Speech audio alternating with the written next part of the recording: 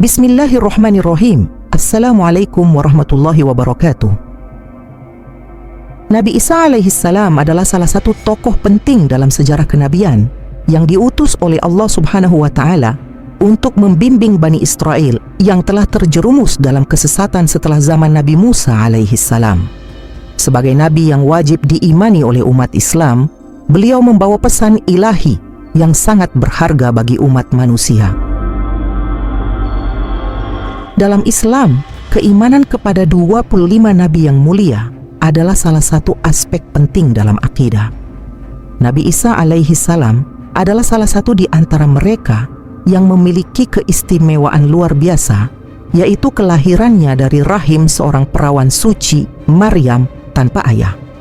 Keajaiban ini menunjukkan kekuasaan Allah Subhanahu wa Ta'ala dan merupakan salah satu contoh kisah Nabi yang patut dipelajari dan direnungkan.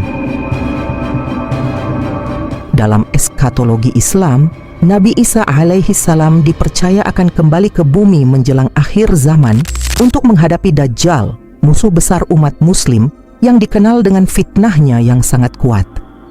Banyak mukjizat yang Allah berikan kepada Nabi Isa, termasuk kemampuannya menyembuhkan penyakit.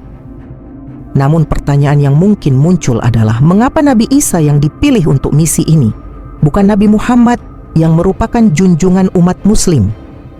Mari kita simak alasan di balik penugasan Nabi Isa alaihissalam oleh Allah Subhanahu wa Ta'ala. Namun sebelum lanjut, jangan lupa untuk subscribe, like, dan aktifkan notifikasi channel ini untuk mendapatkan update konten bermanfaat lainnya.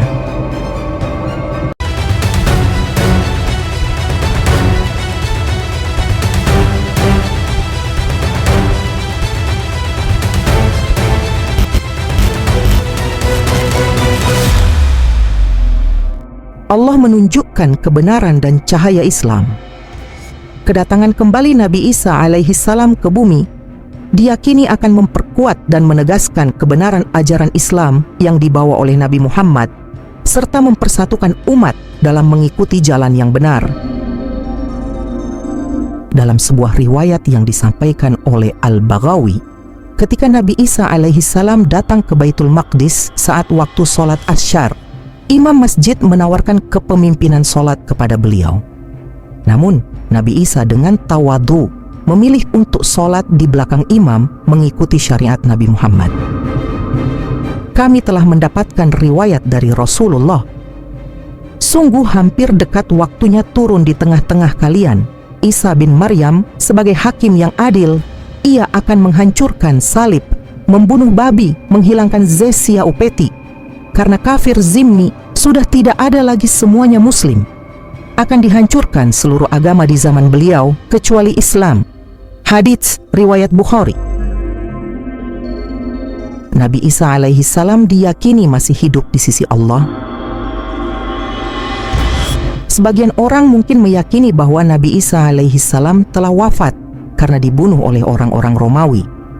Namun, menurut keyakinan Islam, Allah Subhanahu wa Ta'ala menyelamatkan Nabi Isa dengan menggantikan peran beliau kepada seseorang yang wajahnya diserupakan dengan beliau, sementara Nabi Isa sendiri diangkat ke langit atas izin Allah.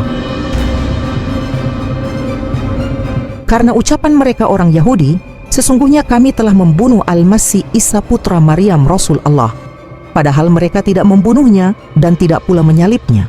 Tetapi yang mereka bunuh ialah orang yang diserupakan dengan Isa. Bagi mereka, sesungguhnya orang-orang yang berselisih paham tentang pembunuhan Isa benar-benar dalam keraguan tentang dibunuhnya itu.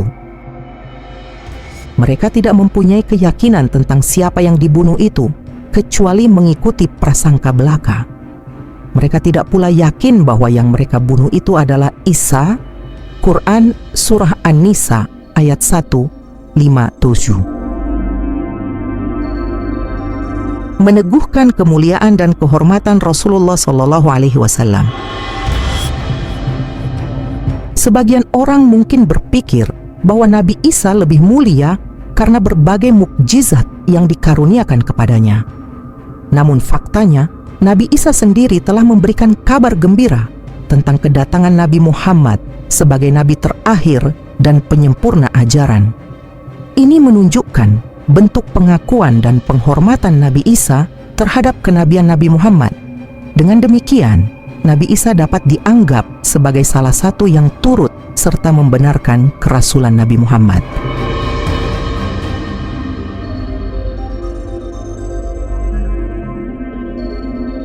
Allah Subhanahu wa Ta'ala berfirman, "Dan ingatlah ketika Isa putra Maryam berkata, 'Wahai Bani Israel, sesungguhnya aku utusan Allah kepadamu yang membenarkan kitab yang turun sebelumku, yaitu Taurat, dan memberi kabar gembira dengan seorang Rasul yang akan datang setelahku, yang namanya Ahmad Muhammad.'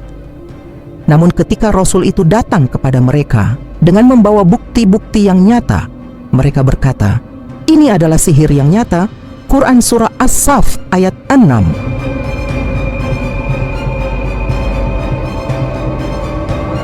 Waktu ajal Nabi Isa alaihi salam semakin mendekat.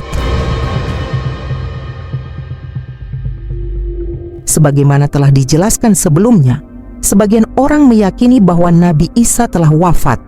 Padahal, menurut keyakinan Islam, Nabi Isa akan wafat setelah melaksanakan tugas yang diberikan Allah menjelang akhir zaman, yaitu membunuh Dajjal dan menegakkan keadilan bersama umat muslim di seluruh dunia. Setelah menjalankan tugas tersebut, beliau akan wafat sebagaimana manusia lainnya. Setelah turun kembali ke bumi, Nabi Isa akan tinggal selama 40 tahun. Kemudian Allah mewafatkan beliau dan disalatkan oleh kaum muslimin, sebagaimana diriwayatkan dalam hadis riwayat Abu Dawud dan Ibnu Hibban. Sebagai muslim yang beriman, semestinya kita tidak membandingkan derajat para nabi, melainkan menghormati dan mengimani mereka semua sesuai dengan peran dan kedudukan masing-masing.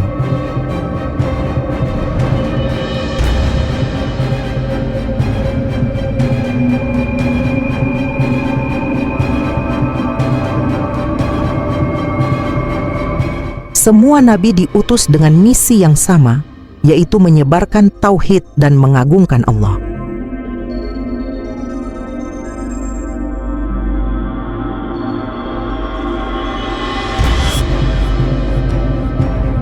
Nabi Isa ketika kembali di akhir zaman akan berperan penting dalam memberantas kezaliman, membunuh Dajjal, dan menegakkan syariat Islam yang dibawa oleh Rasulullah. Dengan demikian, beliau akan menjadi bagian dari kesinambungan dakwah para nabi dalam menjaga kemurnian ajaran Allah di muka bumi. Wallahu a'lam bissawab.